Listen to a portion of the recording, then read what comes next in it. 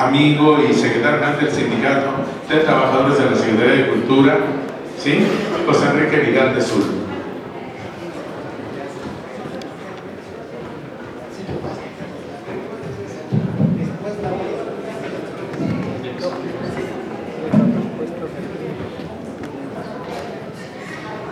Queridos amigos, me da mucho gusto saludarlos. Es un honor estar el día de hoy con todos ustedes. Es el lugar en donde nos hermanamos. Es el lugar en donde hace muchos años yo di una conferencia en el Capitolio de Austin, porque nos querían bajar los recursos económicos de comprar material en español para las public libraries, para las bibliotecas públicas, y di una conferencia que se llama México, su cultura y su gente, grandeza de exportación. El día de hoy tenemos grandes embajadores que están siendo premiados, grandes embajadores de nuestra gran cultura que protegen y defienden bajo todos los esquemas esa parte hermosa que nos ha tenido pues encantados con todo el aporte cultural que ustedes pueden tener y que es calidad de exportación, de orgullo. El día de hoy tenemos una conferencia muy hermosa. Esta conferencia bueno, es la participación de la mujer en la conquista de México Tenochtitlan, Malinche, impartida por el maestro José Enrique Vidal Subtuyú, quien he estado orgulloso de tenerlo en mis programas de radio, el programa de radio que se llama Colorea en la Cultura. Penetra fronteras este programa de radio, y a través de ese programa de radio queremos rescatar la mexicanidad de cada uno de nosotros, pero también la originalidad de los pueblos. Tenemos esa voz que rompe fronteras, y en esa voz que rompe fronteras estamos orgullosos de exportar a través de nuestra voz y de los conocimientos todos los que ustedes representan. Me permito, y es un honor, presentar al maestro José Enrique Vidal Subtuyú. Tiene estudios de licenciatura en Derecho en Mérida, Yucatán, estudios de Contaduría Pública en la Escuela Bancaria y Comercial, Derecho Laboral en diversos diplomados y cursos, Administración de Recursos Humanos, diplomada en el Estado de Sonora, estudios de nutrición en el Instituto Nacional de Ciencias Médicas y Nutrición Salvador Subirán. Tiene licenciatura en Derecho en la Universidad Siglo XXI UNISO, en Guadalajara, Jalisco, y estudios en arte, estudios en Historia del Arte. Es integrante fundador del Sindicato Nacional del CNTINA de Museo de Antropología e Historia, secretario general del Comité Ejecutivo Nacional del Sindicato Nacional de los Trabajadores Administrativos, Técnicos y Manuales del Instituto Nacional de Antropología e Historia, registro sindical, y aquí lo tenemos, Tribunal Federal de Conciliación y Arbitraje. Actualmente es secretario general del Comité del Ejecutivo Nacional del Sindicato Nacional de los Trabajadores de la Secretaría de Cultura, secretario de Cultura en el Comité Ejecutivo Nacional del FEDSE. Tiene doctorado honoris causa por el Consejo Doctoral Mexicano, doctorado honoris causa por el Consejo Internacional Universitario. Él ha sido conferencista internacional, curador de arte, gestor cultural, escritor en espacios culturales en revistas especializadas, presidente del seminario Manuel Gamio, presidente del RPPNCE, Centro de Reflexión de Políticas Públicas Nacionales de Cultura y Educación. Es director de la Casa de Cultura de la FEDSE. Le suplico un gran aplauso para el maestro y bienvenidos todos. Muchas gracias por la paciencia, pero dicen que los grandes eventos siempre es así, ¿no? Un poco complicado, pero gracias al director Borja, a la encargada de este espacio invaluable que nos está otorgando. Bienvenidos todos, la mesa, sí, ahorita gracias, a la mesa de presidio, porque nos van a escuchar. Voy a tratar de ser breve para recorrer los tiempos. Agradezco mucho, insisto, con la maestra Débora Levison Bali y a la artista que nos presenta la obra el día de hoy para enmarcar este importante evento. A todos ustedes, por ser un día importante de los pueblos Día Internacional de los Pueblos Originarios, todos, muchísimas gracias. No logro ver a todos, así que saludo en general, buenos días. La conferencia se va a llamar Malinali, Malintzin, Malinche, el papel de la mujer en la conquista de México Tenochtitlan. Y quisiera empezar señalando varias cosas. Maloquín significa en maya buenos días, Tonatli, Tonatiu, también en náhuatl, no náhuatl, son dos procesos, también es buenos días. Bene Bene es en latín, buenos días también.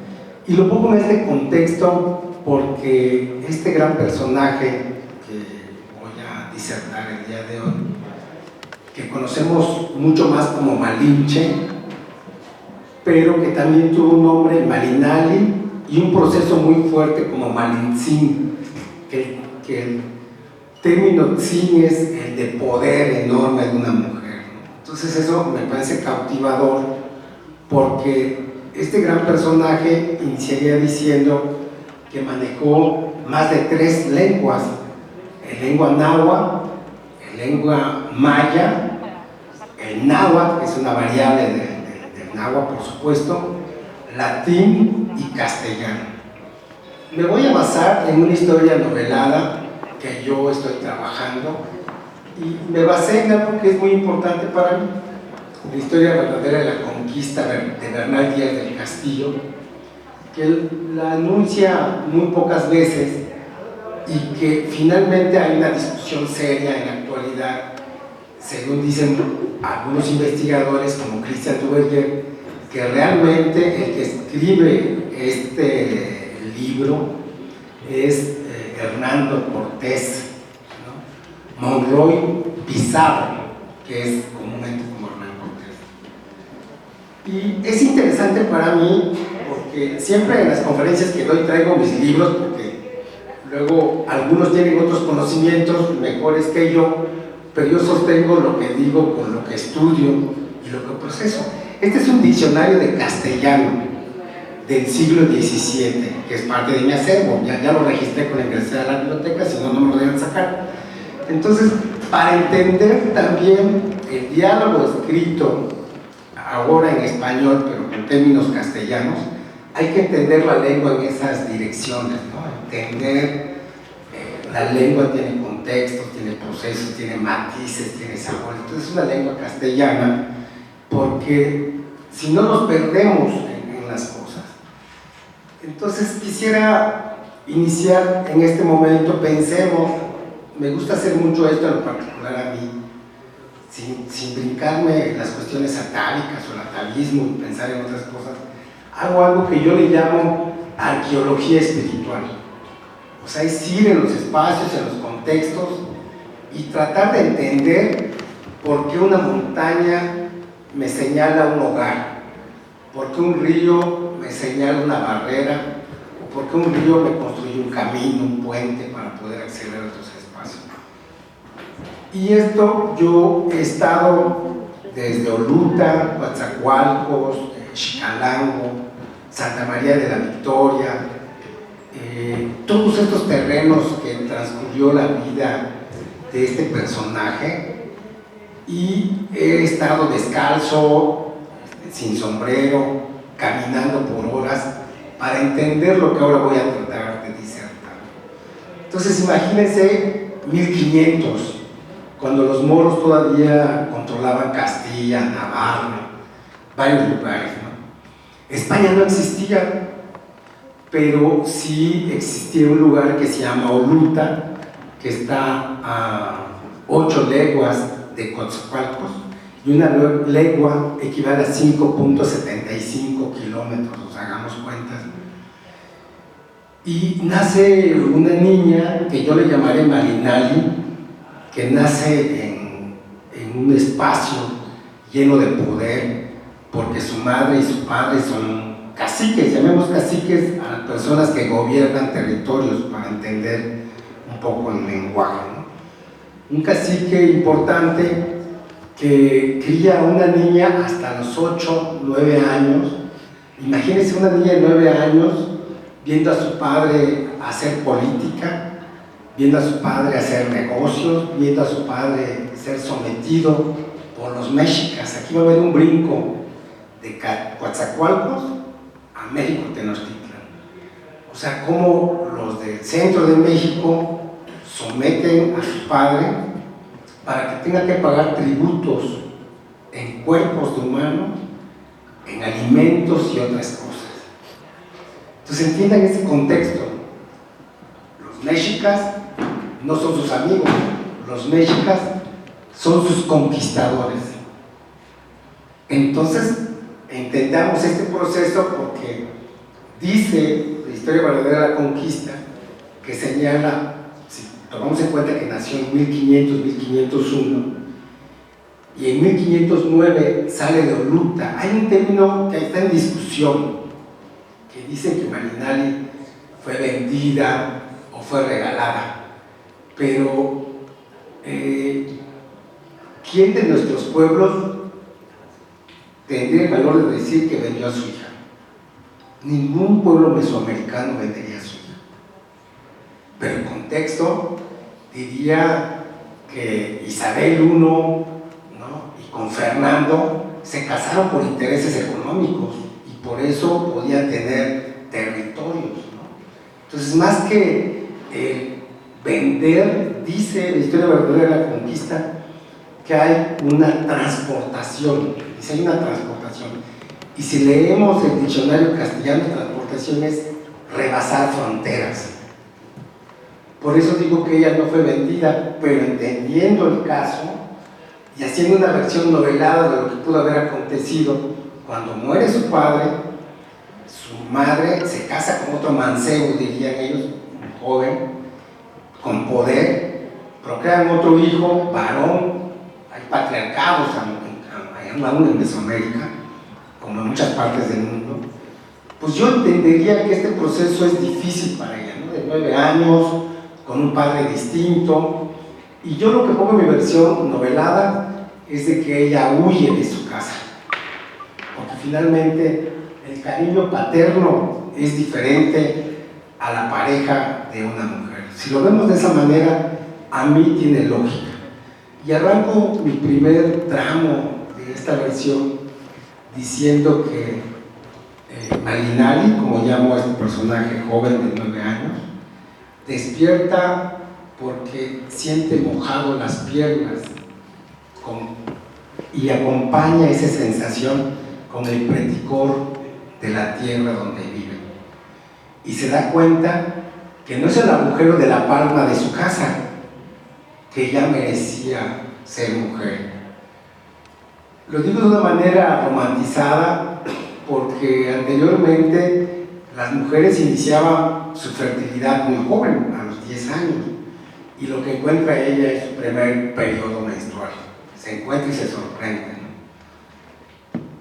Y justamente de ese proceso en la que huye, la captura, así lo pongo yo en esta versión libre, de sujeto y crítica, huye y le encuentran los tamemes o los mercaderes mayas, porque estamos hablando que Coatzacoalcos justamente es la división técnicamente territorial con el poderío que tienen los mexicas, tenochcas, con los territorios mayas, que todavía son libres, que sí tienen comercio, pero no están sometidos al que podríamos llamar el imperio mexica, porque un imperio solo se construye cuando hay sometimiento de militares, y los mayas yucatecos todavía se construían con un gobierno de fe, que podían estar rodeando grandes gobernantes, grandes conocedores y hacer grandes construcciones. Tenía una presentación de PowerPoint, por otros asuntos no lo voy a poner, pero pensemos de Oluta, Veracruz, a Xicalango, para poner en contexto, sería a 45-50 kilómetros de Coatzacoalcos, y observemos Xicalango, que está en lo que conocemos ahora Ciudad del Carmen, Campeche. Estamos hablando que son de cerca de 500 kilómetros actuales, como los conocemos ahora, y que si tomamos en consideración de una niña de 10 años, que es cuando se transporta a ese lugar, pues estamos hablando que técnicamente son 400 horas de caminata, porque no había, en el contexto que quisiera que noten, no había vehículos ni motorizados, por supuesto, ni siquiera mamíferos que pudieran conducirnos, llamemos caballos o burros, no había. Entonces, o era navegando o caminando, que seguramente fue caminando. Entonces, imaginemos 25 días a una niña caminando 10 horas, que es lo que nos permite el sol en la mañana y en la tarde, para poder llegar a Xicalán. Que justamente, por eso digo que los ríos se vuelven barreras naturales. Antes de llegar a Ciudad del Carmen hay una división, un brazo de mar, y que se encuentra en un lugar que se llama Xicalango, que era un mercado muy potente, en la que los mayas de Tabasco tenían relación con los mayas que existen en la península de Yucatán. En ese mismo contexto, imaginémonos que, por ejemplo, Uxmal, la zona de Uxmal ya no existía, Chichén Itzá estaba en deterioro ya social, pero sí existía Mayapán, que era la Triple Alianza, y Tulum, Quintana Roo. O sea, sí existía un proceso todavía complejo en la que las sociedades, de acuerdo a la arqueología, eran procesos que estaban empezando a ser menguados socialmente y estaban en un proceso de abandono. Malinali no la compran o no la venden, por eso ahí está mi discusión. Si vemos ese contexto, porque dicen que cuando llegan los castellanos, que ahí agrego el tema de Bernal Díaz de Castillo, ya habían hecho algunos viajes, pero en las batallas, a veces que los vencían, los repelían, hasta otra gran batalla en la que sí logran vencer a los mayas de Tabasco, y en esa victoria, cuando fundan Santa María de la Victoria, resulta que había una práctica común en la que se donaban ofrendas. El libro dice, y otros investigadores señalan, por ejemplo, que la regalan. Y el concepto regalo, si lo vemos desde una visión tlaxcalteca, no se entiende. Si lo diríamos desde una visión cholulteca, tampoco. Pero si decimos ofrenda, en todas las partes mesoamericanas entendemos que es un don que se tiene y que se entrega a otros dones. Es una traslación de poderes, es un acuerdo político, es un consenso, y yo creo que es eso, es una ofrenda, porque las chicas, que eran 20 jóvenes mayas, que son ofrendadas al grupo de los castellanos, pues técnicamente eran libres. Muchos decían que eran esclavos, pero la esclavitud de los mayas no existía. Habían cautivos y capturados, pero eran procesos de batallas en la que lo que pretendían era someter a un poder con un yugo, con una cuerda, como vemos en Toniná, pero el término esclavitud no existe como lo viéramos en otros continentes. Bueno, estando en el libro señalan que cuando ofrendan a estos 20 personas, mujeres, jóvenes, se calcula que Malinali tendría 19 o 20 años aproximadamente, muy joven. Pero si dividimos los 10 años como náhuatl y los 10 años como maya, evidentemente con el maya de Tabasco, que es un poco distinto como que ahora conocemos como Belice y Yucatán, al final ya tenía dos procesos personales: el de conocer dos idiomas, el náhuatl, seguramente el náhuatl por la interacción comercial, y el maya tabasqueño. Pero ¿qué creen? Que también ya tenía dos procesos espirituales. No es lo mismo entender el Mictlán, el de cómo morimos, porque la filosofía de la muerte de la zona del altiplano central dice que vamos a un espacio de acuerdo a cómo morimos. Si morimos ahogados, morimos a un rayo, si morimos por primer parto, por segundo parto, depende de qué parte vamos a ir en el Mictlán. Y con los mayas es otra forma de pensar, de irnos a dónde nos iríamos, ¿no? Al Xibalbá. Entonces imagínense ya a los 20 años manejar 3 lenguas, manejar 2 procesos espirituales, llamémoslo así, Entonces imagínense esa intensidad de vida de una mujer. Se habla que fue pareja del cacique de Tabasco, seguramente así fue, pero cuando le entregan al grupo de Hernando Cortés Monroy Pizarro Altamirano, que es el nombre correcto de Hernán Cortés, como lo conocemos, pues dice Bernal Díaz del Castillo, que yo señalo que es Hernán Cortés, dice, se distinguía entre las 20, o sea, era muy distinguida, era una mujer de ser, decía, con presencia, y decía, se hace llamar Marina, ¿no? Le ponen el nombre Marina, la bautizan para que puedan ser pareja.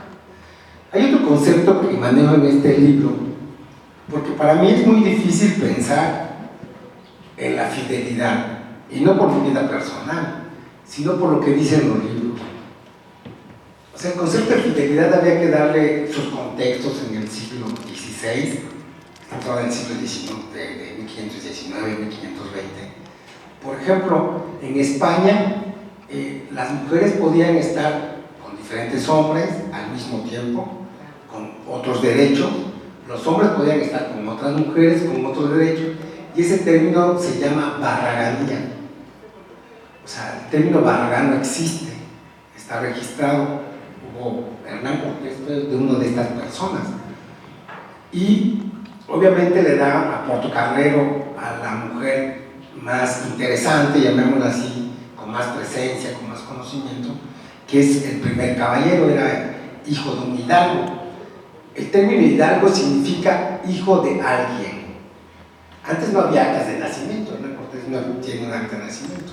Ha perdido, se notó, porque siempre había actos de fe, ¿no? Si se acuerdan, el bautizo nos dan el acta de bautizo porque no había un proceso civil, sino un proceso religioso.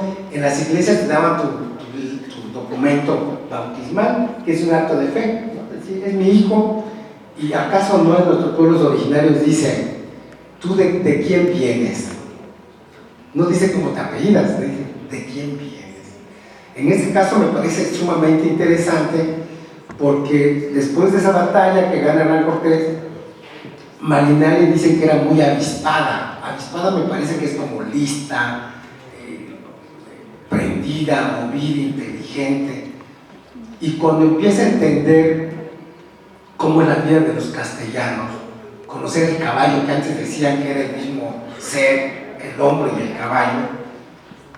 Imagínense el trayecto que tuvo, por supuesto, de Coatzacoalcos a Veracruz, con los caballos, en el barco, con malacotaje se llama, que es pan casame, y son carnes con salmuera, con agua fea, me imagino.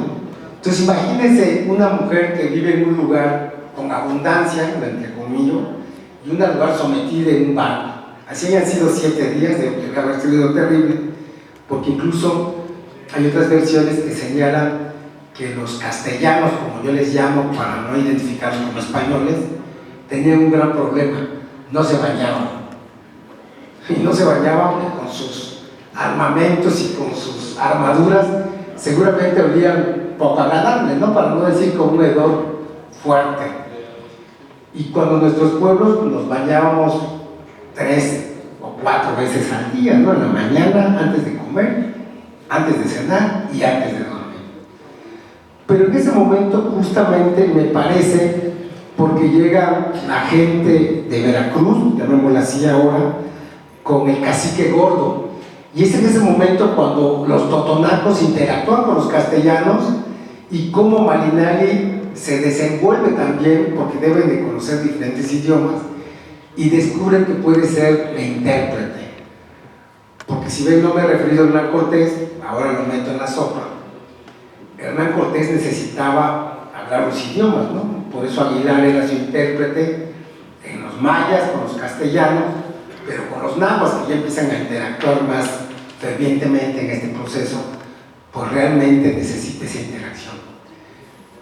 Casualmente, después de algunos obsequios que les manda Moctezuma, pues manda a Portocarrero a España a llevar los parabienes de su proceso, fundan la Villa Rica de Veracruz para sacarse del poder político de Velázquez en Cuba, que era el gobernador, y dice, bueno, Marinal, pues vente para acá, porque tú eres más útil para mí.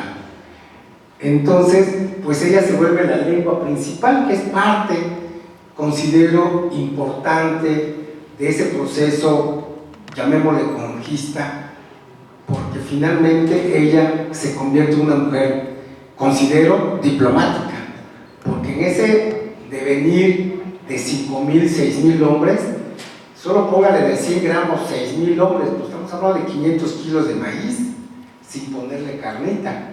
Entonces, el ejército tendría que alimentarse y pasar por los pueblos, independientemente de esos alimentos que guardaban horribles. Finalmente tendría que convencer a los pueblos de sumarse, que así lo lograron con los totonacos, y alimentarlos. Entonces, ¿quién si no es Marinal? Pero hay cosas afortunadas que yo pongo en la palestra, que llega a tierras, porque ni los totonacos ni los mayas le daban un valor del ser bien, pero cuando llegan a Tlaxcala, que están acostumbrados a tratar con las mujeres fuertes, no olvidemos que existen zonas arqueológicas en Tlaxcala que rendían culto, igual como los mayas en Cozumel, y las mujeres, porque había mujeres en fertilidad, desnudas con los senos exuberantes, era la fertilidad. Y en Tlaxcala también se rendía el culto a las mujeres. En la zona de Xochiteca está la evidencia perfecta de que las mujeres eran veneradas. Y al llegar, evidentemente, Malintzin ya con esa fijación del tzin, que es el poder, porque está junto al hombre. En las proyecciones que pretendía dar, la pongo en diferentes códices, y Malintzin siempre aparece junto a Hernán Cortés, como ese binomio perfecto del poder, pero como esa interpretación fuerte que era común en Tlaxcala, dialogar con las mujeres poderosas, con las mujeres gobernantes, y el término Malintzin es porque eran poderosas y fuertes. Pues bueno, de todas esas batallas que tuvieron allí, logran el acuerdo. Yo se los digo a los tlaxcaltecas y se enojan conmigo, espero que aquí no haya tlaxcaltecas. Yo me siento tlaxcalteca, pero bueno, yo sí me perdono. Dicen que por Bernal Díaz del Castillo que a los cautivos los engordaban. Y Hernán Cortés, cuando llegaba a los pueblos, decía, oye, ¿cómo va a ser? ¿Por qué están aquí encerrados? No, pues es que estamos aquí engordando para comérselos, posiblemente en fiestas, ¿no? Posiblemente en eventos, de ofrenda. Y los liberaba, les decía, pues que se vayan ustedes. Se daban la vuelta y la gente se regresaba a las aulas, pues porque estaban felices comiendo y sabían que iban a trascender en un proceso ritualístico. Así está documentado. Yo no puedo asegurarlo, pero por lo menos así está registrado. Y hay versiones que dicen que se exageró para efectos de justificar el proceso de la conquista espiritual. Bueno, de allí a toda esa travesía para llegar a acuerdos con los tlaxcaltecas, está consignado que Hernán Cortés tuvo que conceder que no se destruyeran sus templos. Entonces, papel importante, ¿no? Toda la ruta que esta mujer, que en este momento yo denomino Malintzin, llega a Cholula por el derrotero del Paso de Cortés, llegando a Cholula, los acuerdos, cuando llega al mercado otra vez Malintzin, avispada, le dice, consigna en el libro, que oye, tú eres muy bonita para morir, ¿por qué no te quedas conmigo y te casas con mi hija? Le dice una comerciante de Cholula. Y está consignado que señala, oye, pero ¿por qué voy a morir? Pues van a morir todos aquellos, así que tú sálvate. Dicen, trae tus haciendas y te quedas con nosotros. Tus haciendas, dice el libro, que son tus bienes, tu ropaje, tus oros, tus joyas, todo lo que significa. Pues ella, allí creo que está esa crudeza de la vivencia, de decidir para nosotros, como lo vemos por fuera, el qué hacer. Tienes el poder político con un ejército, el poder de conocimiento de tus lenguas, y vas a someterte al que sometía a tu pueblo. Yo creo que ahí no, porque los cholultecos estaban muy aliados a los mexicas. Por eso yo aquí quiero romper desde mi perspectiva y desde este análisis que Malintzin nunca traicionó a los mexicanos. Sí traicionó, si quieren, o se enfrentó a los mexicas tenochcas, que era el grupo que dominaba y señoreaba a toda la zona central. Incluso hay vestigios importantes casi en gran parte del continente americano. Bueno, pues hay una gran batalla, mueren muchísimos cholultecas, se someten otros, y hasta que llegan a México Tenochtitlan, y ese momento clásico en la que se encuentra Malinali frente a Moctezuma hablando, pues es mágico, ¿no? Porque Moctezuma no hablaba con mujeres y ni siquiera permitía que le miraran el rostro, era un código, porque era un cuasidios. Hay un término muy interesante que lo estudian que se llama liberación. Es aquel ser que no logra ser un dios porque no está en la búsqueda de Dios, pero está en ese proceso espiritual de ser algo más que un ser humano.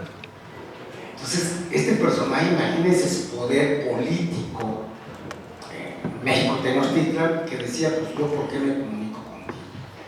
Y ahí, bueno, sabemos todos que hubo grandes batallas, que hubo en su primer momento cordialidad, diplomacia.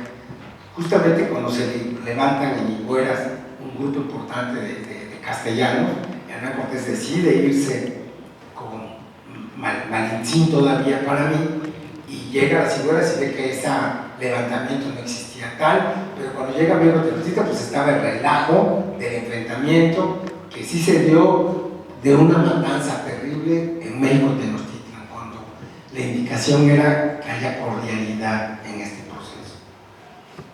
Huyen los castellanos, y en huida pierden hombres, pierden sus tesoros que ya se habían robado, sí, se robaron los tesoros.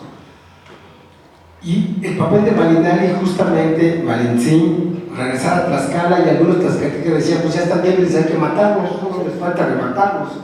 Y el papel era la mujer que ya había casado con los castellanos, tlaxcaltecas, que incluso hay títulos nobiliarios de orígenes indígenas en España, de tlaxcaltecas, de esas relaciones. Y son muchos, actualmente hay, yo contabilizado como 600 personas de descendencia y linaje que tienen esos parabienes, porque recordémonos que con ese acuerdo que tuvieron con los tlaxcaltecas, tlaxcalanos en lugar de tortillas, les dieron títulos nobiliarios. Incluso muchos, yo creo que sí, con la nación, que tuvieron permiso de construir, permiso de edificar, permiso de tener títulos nobiliarios.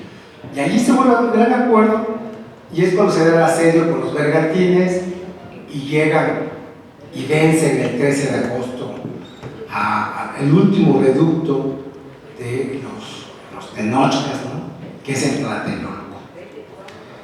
Y entonces la historia, no quisiera prolongarla, porque si me hubiera llevado una hora, un poco más, es que allí se habla mucho que Malinali era una señora de bien, que era una señora muy querida, muy respetada por los indígenas de muchos lares, en muchas áreas. Pero después de 1529 no hay registro de ella. El último registro que se tiene es de la despedida que tuvo Martín Cortés, un segundo hijo de Hernán Cortés, que le puso el nombre igual que su hermano, medio hermano, Martín Cortés, y que lo hizo caballero de Santiago, lo que hace el oro y la plata, ¿no? Pues manda a los papas una bula papal, manda a oros y dice, ahí va mi hijo Martín Cortés, hazlo caballero de Santiago. Para hacer el oro de caballero de Santiago era imposible para los castellanos. Entonces, para un indígena, vamos a llamarlos indios, americanos, nosotros, pues era imposible. Pues el oro y la plata lo permitió. Martín Cortés se vuelve caballero de Santiago.